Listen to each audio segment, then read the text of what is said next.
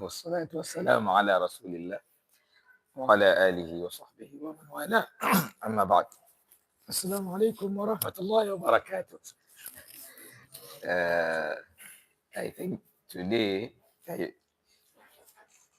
think somehow I notice,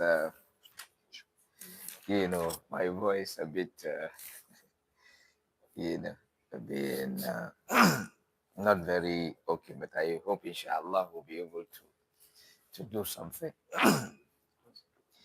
We thank Allah Tabaraka wa Ta'ala for yet another day in the month of Ramadan. Today being 8, right? 8. Yes, 8 of Ramadan, 1446, after the hijrah of our noble Prophet Muhammad sallallahu alaihi wasallam, which is equivalent to 8 also of March 2025. That is the Gregorian calendar. Yesterday in our tafsir, we stopped on verse 33, right? Where Allah Tabaraka wa Ta'ala,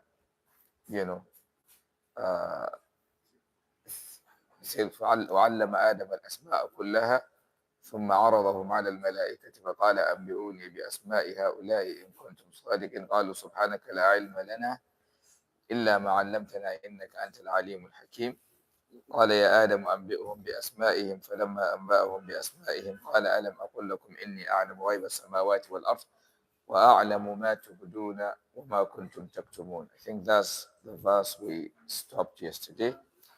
That is, in summary, giving us the narration of the creation of Prophet Adam alayhi salatu wasalam, where Allah Tabaraka wa Ta'ala told the angels that he is going to put a representative on the earth. And then they said to Allah Tabaraka wa Ta'ala, أَتَجْعَلُ فِيهَا مَنْ يُفْسِدُ فِيهَا وَيَسْفِكُ الدِّمَاءِ. Are you going to put on the earth someone who is going to, shed blood, who is going to commit mischief? Then Allah Tabaraka wa Ta'ala told them that he knows what they know not. And then when he created Prophet Adam alayhi salatu wasalam, blew soul into him and then he gave him knowledge of all things, and then he asked the angels to tell him the names of those things. And the angels, told Allah Tabaraka wa Ta'ala that they have no knowledge except what Allah Tabaraka wa Ta'ala have made them to know. Then Allah Tabaraka wa Ta'ala, told Prophet Adam alayhi salatu wasalam to tell them the names of those items which he did. So after that scenario, then Allah Tabaraka wa Ta'ala now went further to say that وَإِذْ قُلْنَا لِلْمَلَائِكَةِ وَإِذْ قُلْنَا لِلْمَلَائِكَةِ اسْجُدُوا لِآدَمَ فَسَجَدُوا إِلَّا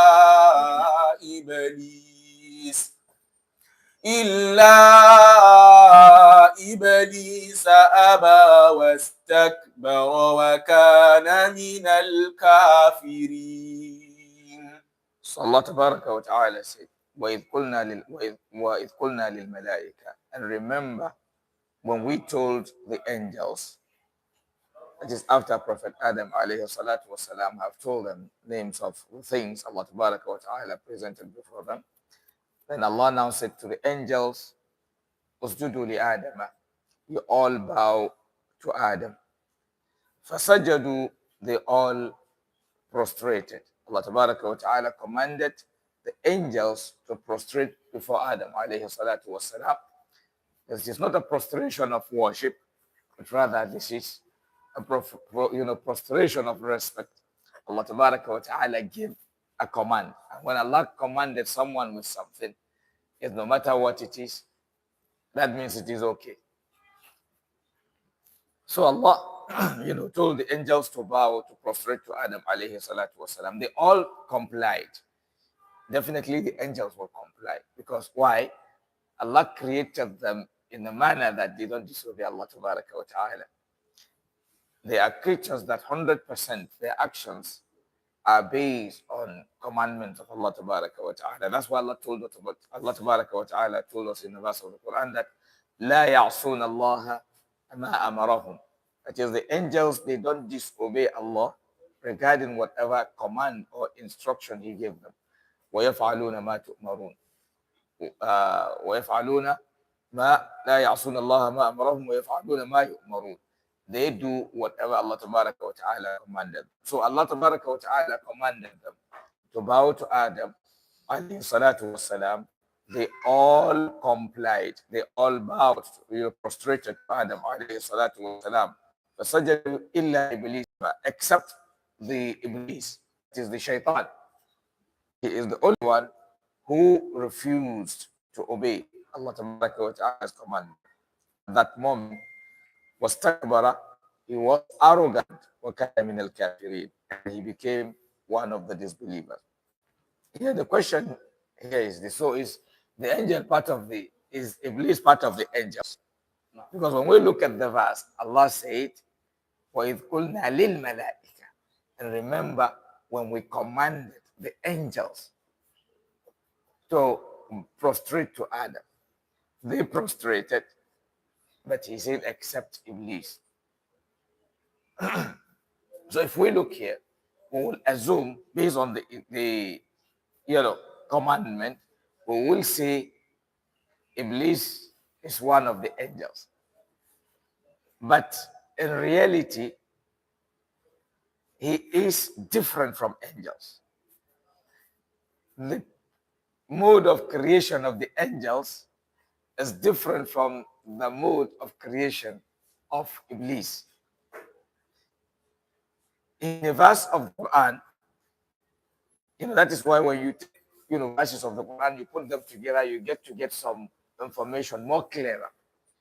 In one verse of the Quran, Allah said, pertaining to the commandment and then the refusal of Iblis, Allah said, others bow, illa Iblis kana min al-jinn, except Iblis, he is one of the jinn.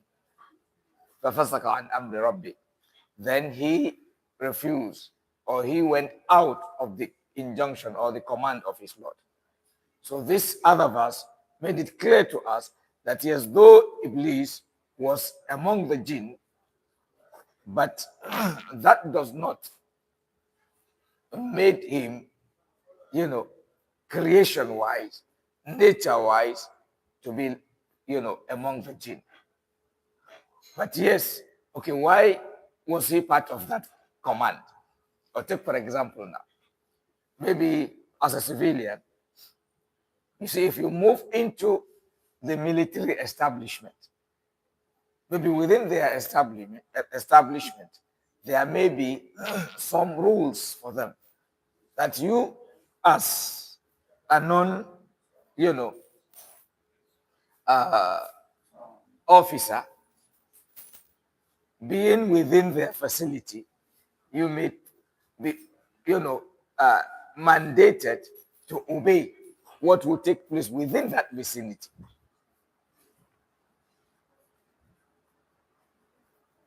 Maybe if it is a place whereby if they blow something, everyone is expected to stop.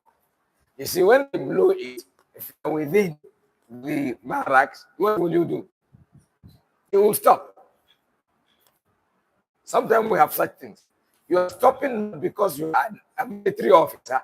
You are stopping because you are within the facility of the military.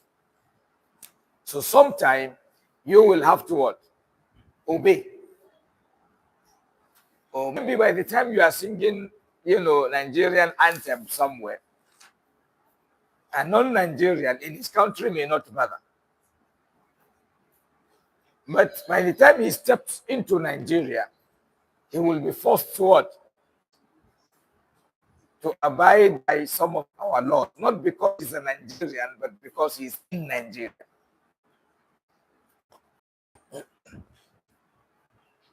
So, Iblis, being someone who is in the midst of the angels at all times, made, okay, some instructions, some things come. He and the angels just do the same. Not because by creation, not because by nature he's an angel, but rather because he was in the midst of angels. Or just for instance, maybe food may be served to some people, so they have a right to that food. But because you are in their midst, they will invite you to join them. In terms of right, you don't have right to the food. But moral wise, you will say they're supposed to what? To invite you. So in essence, shaitan, the command is for anyone who is around that place at that time.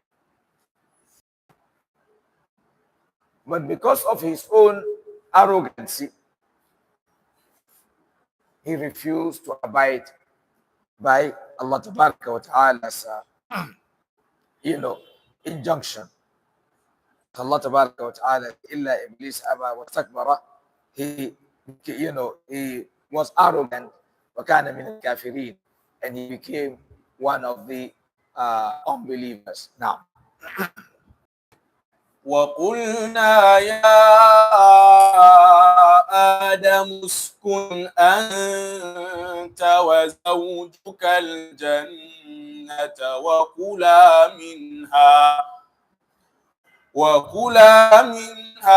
رغدا حيث شئتما ولا تقربا هذه الشجرة فتكونا من الظالمين. So before going to this verse, like one thing we must know is this: there are certain qualities when someone have, he will have problem. The moment one become an arrogant person, he will lose so many things. Arrogancy makes you to place yourself where you are not up to. And it makes you to disrespect those you're supposed to respect. And at the end of the day, it brings you down. Righteousness-wise, Shaitan is not as righteous as the angels. Well, as we say, even we human beings, when you become extremely good, people will say he's an angel. Because there are people, 100% of what they do is what Allah commanded. But we, man and jinn and some other creatures, there are some differences we have.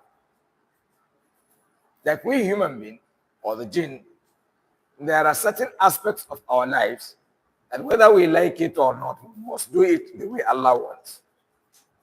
He didn't give you option. So take for example, nobody is deciding how long he's going to live on the earth. He didn't give anybody that control. So whether you are a Muslim, you are a Christian, you are an idol worshipper, that's not, it is out of your control. Allah decides. So everybody submits to Allah in that one, in that area. So many things. Even health, you can try your best as much as you can, but at the end of the day, everything is under the control of Allah Ta'ala. And there are areas He allows us to decide. And those are the areas He's going to hold us accountable on the day of judgment. He won't hold you accountable for what He is responsible. And that is why the moment Allah takes charge of something, then He exonerates you of the problem of that thing. Or take, for example, when you are sleeping, your life is in whose hand? It's in Allah's hand. And that is why when you are sleeping, whatever you say while sleeping, you are not going to be held accountable for it. So if someone loses his senses, yes, some of the laws doesn't apply to him anymore. Why? Because he needs that sense to be able to make proper judgment. So Shaitan, arrogancy made him to forget that he is actually speaking to Allah, the one who made him. Arrogancy made him to forget that this person he is talking to, that person can decide anything. And within a twinkle of an eye, everything, and less than twinkle of an eye. Because the twinkle of an eye is something made by Allah. And he said to us, إِذَا قَضَى أَمْرًا, if he wills something, if he desires something, فَإِنَّمَا يَقُولُ لَهُ كُنْ فَيَكُونُ. All he says is what be, and it was. So, and it was. It be, and it will be what? It will be. Take, for example, as he asked Shaitan to bow, if he likes, he can command the parts of Shaitan to walk without Shaitan being, deciding how they walk. Yes, Allah can make you bow when you don't want to bow. You see, that one, no reward, because he did it. So you did not bow, he made you bow. So now he is asking you to do by yourself. If you obey, you have reward for it. If you disobey, you will have what? Sin. But if he made you do, okay, so it's his own work. So whether it's okay or not okay, there's no consequences for that.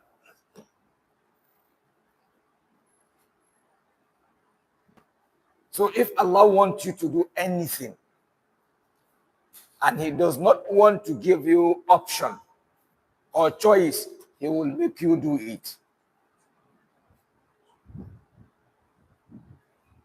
If Allah wants you to eat one food, whether you like it or not, he will make you eat it. But if he give you choice to eat it, then yes, he will give you that power, that ability. But look at our movement now. Okay, we all walked into this place on our own. And maybe inshallah at the end of the program, we'll all go out on our own. But yes, by the time he doesn't want somebody to walk out of this place by himself, he will create a situation whereby we will be the ones to carry the person. If the person came by himself, and we carried the person out because he cannot carry himself anymore. Somebody will carry himself to the office, and people will take him from the office to the hospital or from the office to the house. Yes, you give somebody food to eat, he cannot eat. And doctors will feed him through what? Through the vein. So you see, so when doctors are feeding him, that time he's not the one eating what he wants. He's eating what Allah have decided that he will eat. Because sometimes he doesn't even know what they are giving him. Nobody is even asking, what do you want to eat? Abi? It's the doctor that is deciding what he thinks is appropriate. And even whether he like it or not, they will force him to eat it. That is Allah Tabaraka wa Ta'ala. So when you think you have the power, it's because he gave you that power.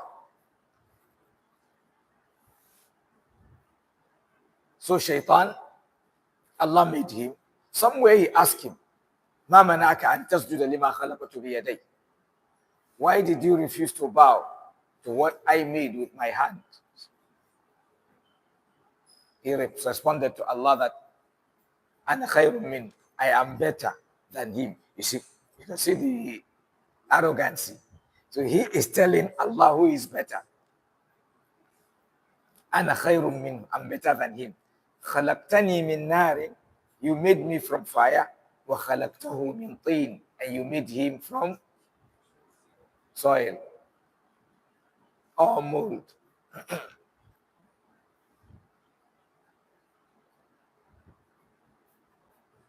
So now who made the fire is Allah. Who made the soil is Allah. So how did he know the fire is better than the soil? How did he know?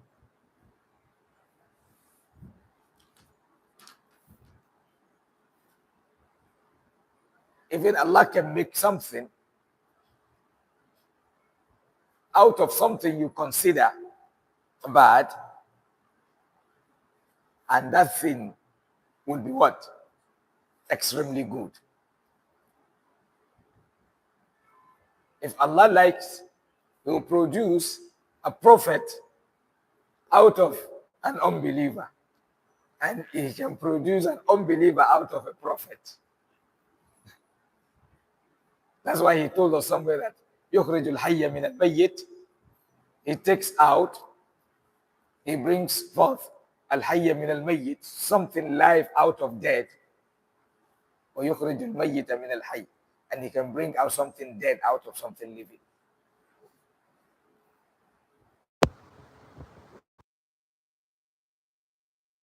So position of respect he had, because of his arrogancy, he's going to lose all those things. So Allah Ta'ala said, after the scenario of the jinn and Adam alayhi salatu wasalam, Allah said, وَقُلْنَا يَا Adam, we then say, oh to you, oh you Adam, uskun, dwell, that is stay, anta wa zawjuka al-jannah, you and your wife in the Jannah, that is our mother Hawa. Allah Ta'ala told Prophet Adam alayhi salatu wasalam that he should dwell in Jannah, you know, he and his wife, you know, he created Adam alayhi salatu wasalam from the soil, and out of Prophet Adam he made Hawa. So Allah told both to what? To dwell in Jannah. وَكُلَا مِنْهَا, and both of you should eat out of the things in the Jannah, ragadan, in abundance, حَيْثُ شِئْتُمَا, as you like. Then Allah gave one exception. He said, وَلَا تَقْرَبَ هَذِهِ الشَّجَرَةِ, but do not go close. He said, He did not say don't eat, but He said don't go close. وَلَا تَقْرَبَ هَذِهِ الشَّجَرَةِ, don't go close to this tree. فَتَكُونَ مِنَ الظَّالِمِينَ, then you become one of the, wrongdoers. When we look in various places in the Quran, when it comes to things prohibited, Allah will tell us what? Don't go close. And when it comes to things permissible, He will say what? Don't cross limits. So haram, don't go close. Lawful, don't go beyond limits. So that things He asks you to do the way He commanded. Don't go beyond what He asks you to do. Because when you do that, you will have problem at the end. And we can see what is happening in other faiths, whether in the life of those who were followers of Prophet Musa alayhi salatu wasalam before, that is the Jews, in the life of the Christians, is you as a Muslim too. So by the time you start crossing the limit of what Allah allow you to do, you also begin to have the same problem they have.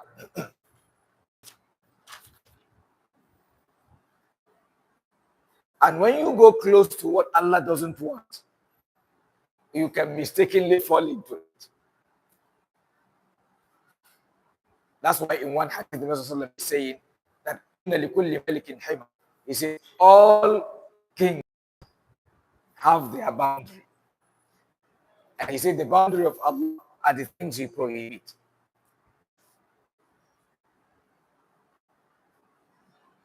And He gave us warning not to go close to the boundary. He says it's like somebody rearing cattle. When you are rearing your cattle, maybe somebody's farm is at a point, and then there is a grass. By the time you allow your cow or your cattle to go close to the other side that person that they are not supposed to eat out of, before you eat, it's not before you know, one cow might have stretched its neck eating something out of that plate. So to be on the safer side, what do? Don't allow them to go close. So even if they stretch their neck, their mouth won't get to that plate. So if you want to what, avoid haram, if you want not to fall into haram, the best to do is to distance yourself from it. And like I do say to us from time to time, as a Muslim, try as much as you can to be 100% what? Upright. But is it possible for us to be 100% upright? No. So what you will achieve from effort to be 100% upright will make you to get pass mark. It's just like as a student, when you go to write exam, try as much as possible to see that you have 100%. So our effort to get 100% will make you to get 99, 98, 97, 90, and so on. But if you relax and say, okay, no problem, I don't think the exam is difficult. So maybe few hours to the exam, you say you want to read. Maybe sometimes you may not even assimilate anymore. So Allah Ta'ala, warned them that they shouldn't go close to that tree. And Allah knows what tree it is. Yes, people might have given one, this tree, that tree, and so on, but Allah did not clearly mention it in any divine book that this is the name of the particular tree. But main thing, there is a tree Allah Ta'ala commanded them not to go close to in the Jannah. Now, فأزلهما الشيطان عنها فأخرجهما مما كانا فيه وقلنا اهبطوا بعضكم لبعض عدو ولكم في الأرض مستقر ومتاع إلى حين. طيب. So Allah Ta'ala says, فَأَزَلَّهُمَ الشَّيْطَانُ عَنْهَا. Shaitan made both of them to sleep out of it. So Shaitan made them to deviate from that commandment given to them by Allah Ta'ala. Already, he has asked Allah that he should allow him to live till the end of the time. And that's why, like I said to us, I think whether yesterday or the day before yesterday, regarding, Shaitan,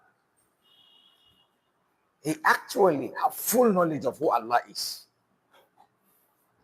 But that arrogancy is making him to take somewhat stupid decisions that are not helping him.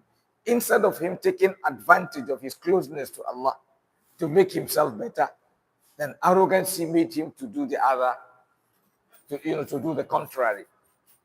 He knew Allah's capability. And like I gave that example that time, I said he came to ask Allah what on normal ground it will look to you as impossible. You see, he was there before us.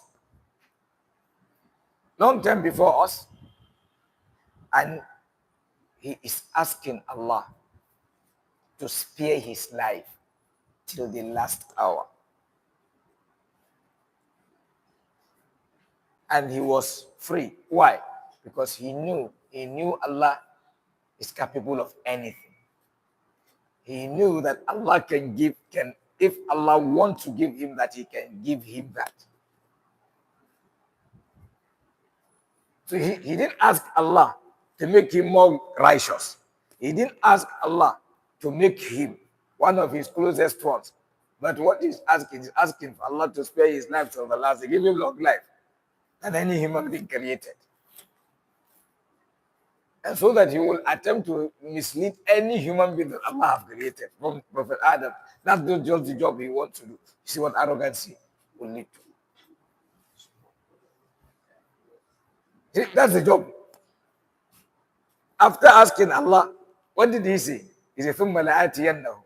I'm going to come to them to block them from obeying your commandment. مِنْ بَيْنِ أَيْدِيهِمْ, from their front, وَمِنْ خَلْفِهِمْ, and from behind them. وعن أيمانهم from their right hand side, وعن شمائلهم and from their left hand side. ولا تجد أكثرهم شاكرين. You won't see most of them being grateful. See the job he gave himself. Yes, that's why not even shaitan, not even shaitan. Any creature of Allah, the moment you take yourself off Allah's commandment, you discover that you are going to give yourself work that is even you is useless to you and useless to the world.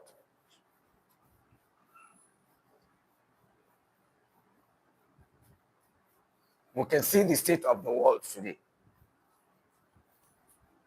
The intelligence, the resources Allah gave us, because majority of us have deviated from Allah's commandment. Most of us, those resources, we use it to damage the world more than building the world. And it's a global problem. Those manufacturing weapons, they are more concerned about their own making money more than using those weapons to save life.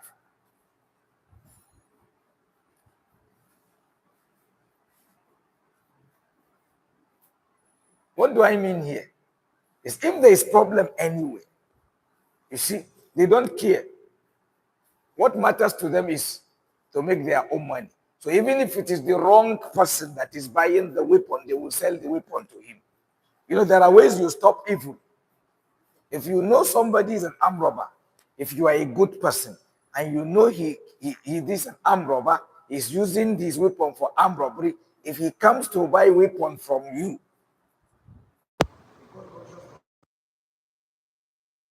you know when you sell for him, you've put in the life of many people in danger.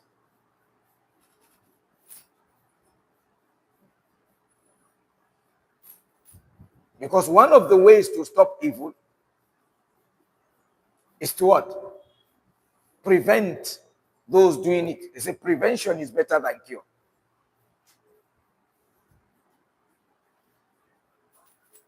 So if you see most majority of us, what the blessing Allah have given us, except few, majority of us, the blessing Allah have given us, we use it for damage more than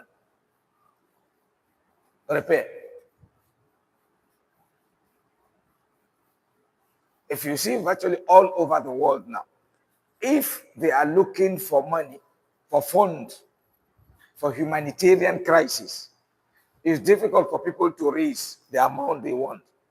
But when it comes to supporting those people fighting with resources to get weapons, we will get more than enough.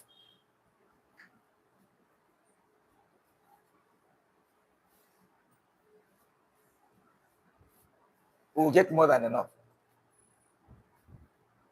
Go to every part of the world, it's the same thing. It doesn't matter. Even those countries you think they are advanced, it's the same thing. And that is why if there is war anywhere, they are not stopping the war. Their concern is their own money.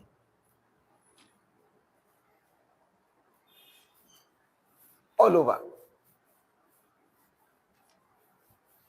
Oh, like in our own country too, you'll be wondering where the bandits and this, where they are getting their resources for the, the listen. So they have access to money than those who are trying to block them from those things.